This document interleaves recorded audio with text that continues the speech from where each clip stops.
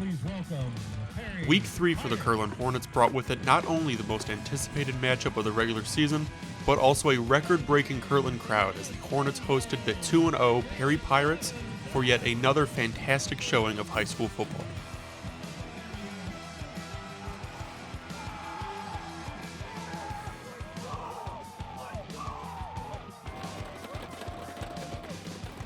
The Pirates began the game with a kickoff return touchdown, which Kirtland's Ty Bledsoe responded to with a house call in the Hornets' first play from scrimmage, tying the game up 7-7 in the first 23 seconds of the game.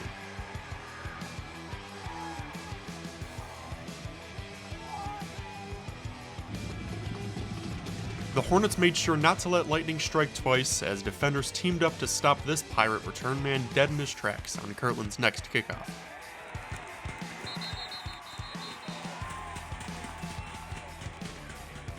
On the same Pirate drive, Jack Turk came up with this tackle for loss on first down.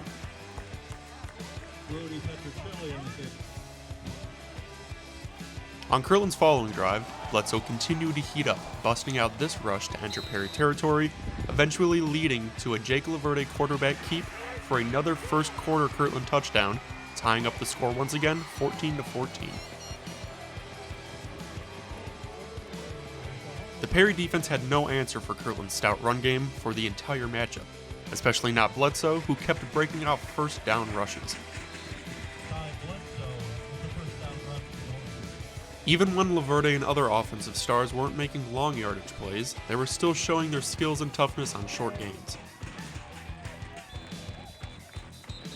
Speaking of Laverde, he scored his second rushing touchdown of the day, completely untouched, evening the game out once again, 21-21.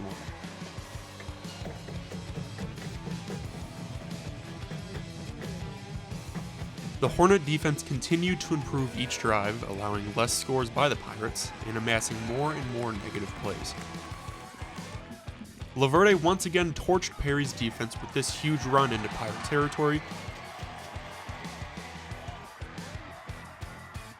setting up himself for his third rushing touchdown of the first half, giving Kirtland their first lead, 28-21.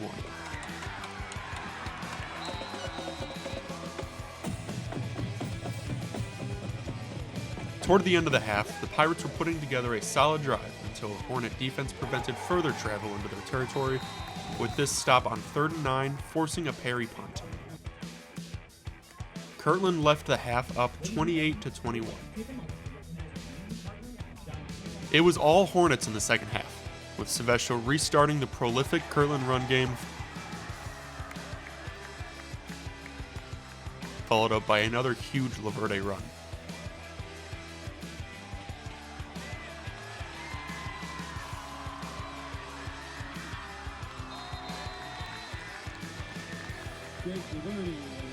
Silvestro capped off the Hornets' opening drive with a rushing touchdown, followed up by a 2-point conversion, giving the Hornets a 36-21 lead.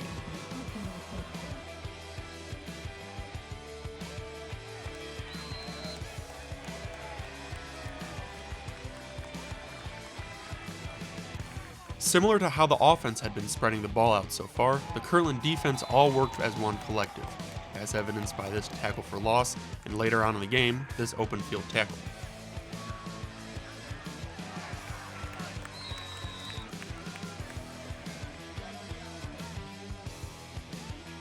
Silvestro kept dominating the Perry defense with tough runs, and Bledsoe continued to rake in home run rushes.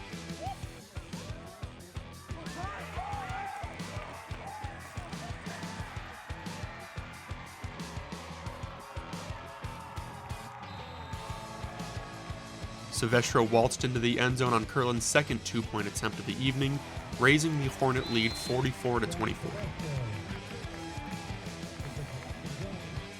In the closing moments of the matchup, Silvestro broke off one more sucker punch of a run before the Kirtland offense handed the ball back to the Pirates. The Hornet defense prevented a last-second Perry score, ending the game with a victory 44-24. The Kirtland Hornets will travel to Fairview Park for their Week 4 game against the 2-1 Fairview Warriors Friday night at 7 o'clock p.m. Yeah, they're a good team.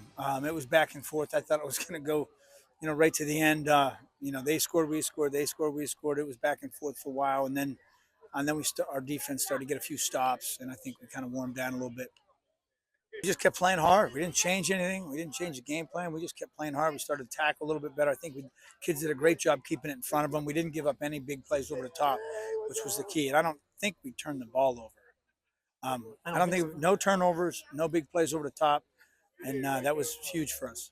Oh, to give up an opening in a game like this, they return the opening kickoff for a touchdown and being down 7 on play one. I loved our response. I loved our kids. They didn't get down. They didn't pout. I loved the response of our kids. But we got a lot to work on. I mean, we gave up 21 first quarter points, so there's a lot of things we need to clean up, and so that's where we're going to start right there. Yeah, 2 years ago they came on our turf and they beat us. They ran up the score on us and made us not look very good, and we knew we had to bring it. And they returned that opening kickoff, and I was like, let's go, this is going to be fun. And then Ty returned the next one, and just from then on there, our offensive line did great and opened stuff up for us to just run free.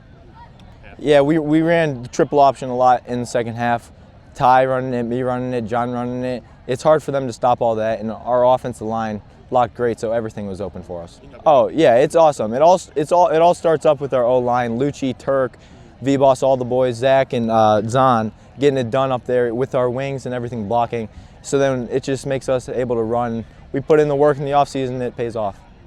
I mean, obviously we want to go far in states and win it. We want to win it all, obviously. But, every week we're just trying to get better and getting, better teammates, better communication and just talking more. And if we keep doing that, then we're going to be a tough team to beat. I mean, it's awesome. I don't want to take it for granted, but, it's awesome. Like, Jace, or John, Jake, and Ty, they're really good backs, and they could make people miss, and they could break it from any part of the field. And to be part of that, it's awesome. Just seeing them run and open up the holes, it's awesome. Yeah, we won week 11. We won week 15, 16. That's what we're working for.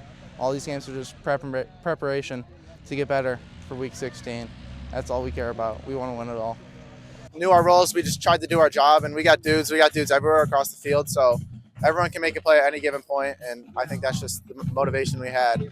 I mean, no matter what, when we play this team, there's no beef. It's a fun rivalry, but they make us so much better for these playoff games later. Well, at first, I just knew after they scored the kickoff, I just knew I had to run the ball. I just had to run hard, and I saw a gap, and I just ran as fast as I could, and I got there.